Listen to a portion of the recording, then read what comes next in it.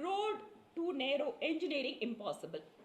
22 metre with இருக்கக்கூடிய இடங்கள் அடிப்படையாக தேவைப்படுது அப்படின்னு சொன்னால் மெட்ரோ அலைன்மெண்ட் அதில் உக்கடம் டு கோயம்புத்தூர் ஜங்ஷனில் நவாப் ஹக்கீம் ரோட் 10லேருந்து 12 மீட்டர் வித்து தான் இருக்குது. பிக் பஜார் ரோட் ஏற்கனவே நெரிசலான பகுதி, பெரிய கடை வீதி 18லேருந்து 22.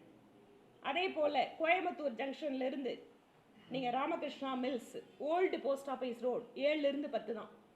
நஞ்சப்பா ரோடு முக்கியமான கடைகள் எல்லாம் இருக்கிறது நஞ்சப்பா ரோடு 18லேருந்து 20, 22 மீட்டர்.